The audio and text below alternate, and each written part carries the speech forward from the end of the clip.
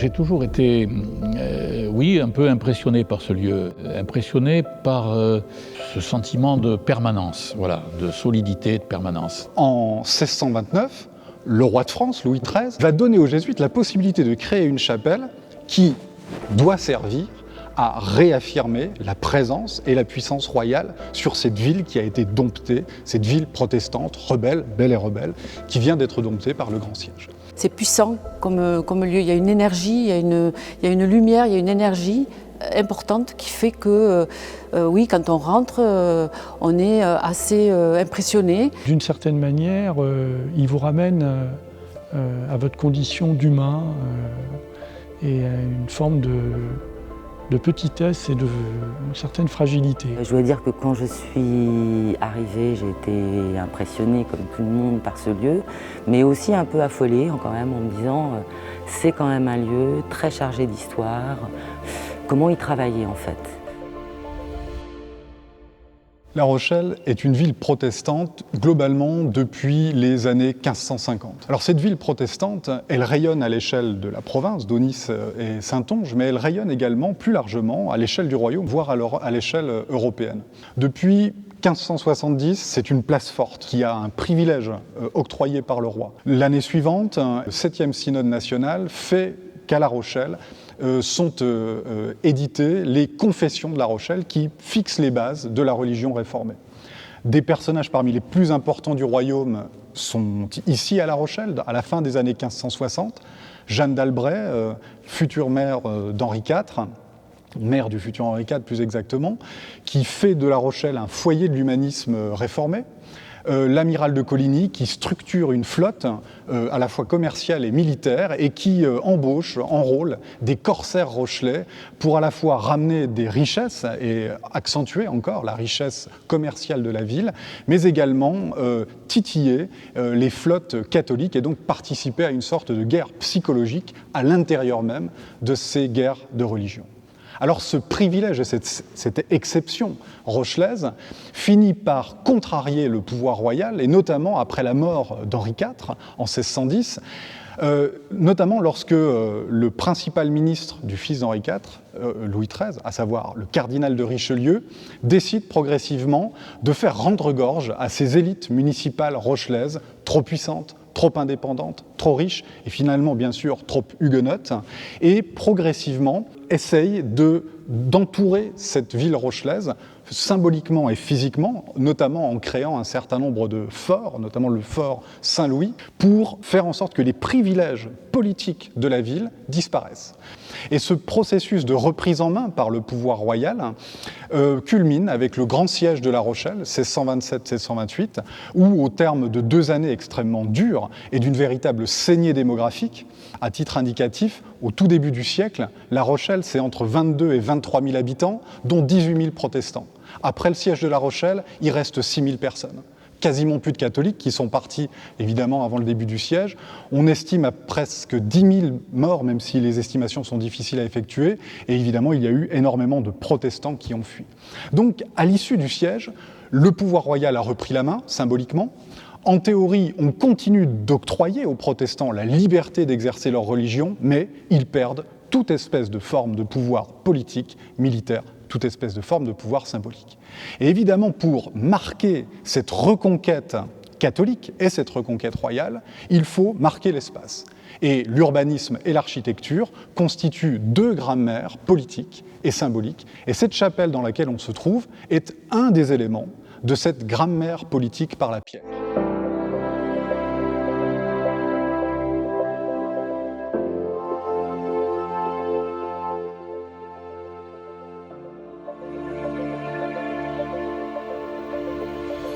Alors dans les bagages de Richelieu, si je puis dire, il y a un ordre, à savoir la Compagnie de Jésus, qu'on appelle plus communément les Jésuites, qui avait déjà cherché à venir à La Rochelle au tout début du XVIIe siècle, et qui, par lettre patente de Louis XIII, se voit octroyer la gestion de ce collège, qui était un collège qui existait depuis François Ier. Et en 1629, les jésuites, les pères jésuites, structurent et réorganisent ce collège. Il est décidé, et c'est par volonté royale, volonté de Louis XIII et de Richelieu, que ce collège devait également être matérialisé par un lieu de culte cette chapelle, chapelle du collège, mais lorsqu'on la regarde, ce qui est frappant, avec ses 39 mètres et demi de long, c'est qu'elle n'a pas du tout les dimensions d'une chapelle collégiale, et là, en réalité, les dimensions d'une église. Et c'est peut-être le premier élément, j'allais dire, de ce langage politique et religieux par la pierre. Elle est ouverte sur le collège, bien entendu, c'est-à-dire elle est à destination des pères, des frères jésuites, des quelques centaines d'élèves qui sont ici dans le collège au tout début du XVIIe siècle, mais elle est surtout ouverte sur la rue, l'actuelle rue du collège, et elle permet aux fidèles de venir suivre l'office ici dans l'église. C'est donc à la fois une chapelle de collège et c'est finalement une fonction d'église paroissiale.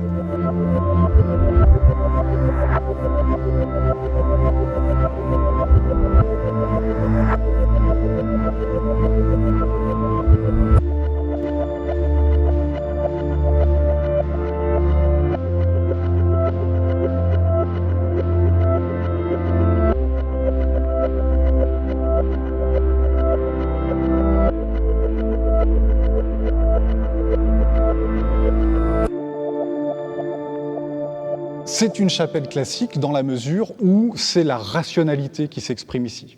Des proportions idéales, un ordre architectural qui rappelle l'Antiquité gréco-latine. Ce qui est intéressant, c'est qu'elle a été inaugurée un an seulement après que Descartes publie son discours de la méthode. Elle est donc le reflet de ce rationalisme du XVIIe siècle. La raison triomphe, le cartésianisme triomphe dans les proportions de ce lieu. La deuxième chose qui frappe après l'ordonnancement classique, c'est la majesté du lieu, mais c'est également sa simplicité. L'ordre jésuite est un ordre qui, initialement, se fond dans l'esthétique baroque. Une des esthétiques de la contre-réforme, devant lutter contre l'austérité protestante, c'est l'opulence du baroque. Or, ici, l'ordre n'est absolument pas celui de l'opulence et celui du baroque.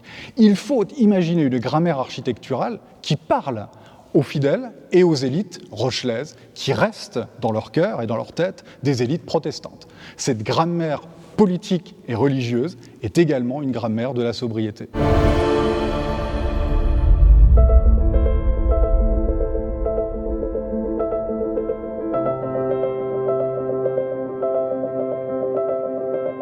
La nef de cette chapelle est coiffée par une voûte, un magnifique arc en plein cintre, une voûte marquée par un coffrage qui aurait dû être en pierre de taille.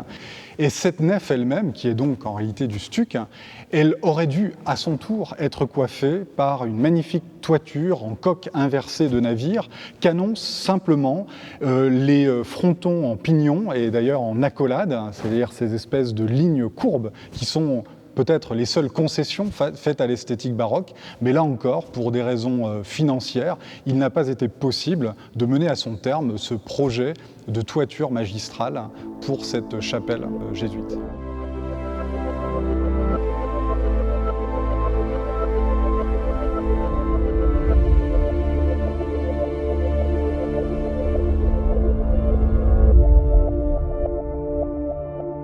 Depuis que les jésuites ont quitté La Rochelle et ont été expulsés en 1763, cette chapelle a connu des heures et des malheurs variables. En 1794, en pleine période de terreur, le collège cesse son activité et cette chapelle sert tantôt d'écurie, tantôt de lieu d'entrepôt, et donc a connu les affres du temps et a été considérablement dégradée, jusqu'à ce qu'elle soit réhabilitée en 1843, lorsque, sous Louis-Philippe Ier, ce lieu redevient le centre d'un collège royal. En 1984, le ministre de la Culture Jack Lang et son directeur de la musique et de la danse, Maurice Fleuret, décident, sur le modèle du réseau des centres dramatiques nationaux qui avait été initié vers 1946 par Jeanne Laurent, de créer le réseau des centres chorégraphiques nationaux, les CCN. Et La Rochelle voit apparaître le premier centre, le CCN Poitou-Charentes, à cette date. Il est dirigé par Brigitte Lefebvre une année, puis en 1986, c'est la chorégraphe Régine Chopineau qui s'y installe et qui en prend la direction. Très rapidement, Régine Chopineau qui dans un premier temps est installé dans les locaux de l'actuelle Coursive, rue Saint-Jean-du-Perrot, a besoin d'un lieu spécifique. Et entre 1993 et 1994, cette salle de l'ancien collège fromentin est choisie comme étant le lieu qui devrait servir d'écrin au CCN. À cette époque-là, oui, Régine Chopineau souhaitait prendre plus d'importance et monter le ballet atlantique. Jean-Pierre Raffarin, président de région, était d'accord pour faire un effort financier. Évidemment, ça se fait en partenariat, donc il fallait que la ville augmente aussi son effort, mais les finances étant ce qu'elles sont, l'idée est venue de mettre à disposition ce lieu très emblématique, d'abord de la ville, qui était un lieu chargé d'histoire, et puis un lieu d'une grande valeur patrimoniale. Et donc Michel Crépeau, finalement, avait dit, bon ben, je vous mets à disposition ce lieu, et ne venez plus rien me demander. Bon, en fait, il a fallu ensuite prendre notre part des travaux, et puis bien sûr accompagner la compagnie. Cette chapelle devient le studio fromentin, servant désormais à l'une des missions principales des CCN, à savoir le partage d'outils, création chorégraphique par Régine Chopineau elle-même, mais également création chorégraphique par d'autres compagnies invitées ou associées. En 2008, s'opère un passage de relais entre Régine Chopineau sur le départ et un nouveau chorégraphe, Kader Atou, issu de la culture hip-hop et spécialiste des danses hip-hop, premier chorégraphe hip-hop à prendre la direction d'un CCN en France. Je pense que c'était un geste très fort pour une ville que de donner un tel bâtiment et de le mettre à disposition. C'est un bien commun. C'est aussi notre bien commun et c'est formidable de pouvoir l'ouvrir, d'avoir du public et de faire vivre un tel lieu patrimonial. Quand on voit un bâtiment comme ça du XVIe siècle, aussi costaud, aussi solide et aussi abouti, où il y a de l'intelligence à tous les endroits, il suffit d'aller voir dans les combles comment les voûtes sont faites, toute cette intelligence qu'il a fallu à ces hommes au XVIe siècle pour bâtir des monuments comme ça.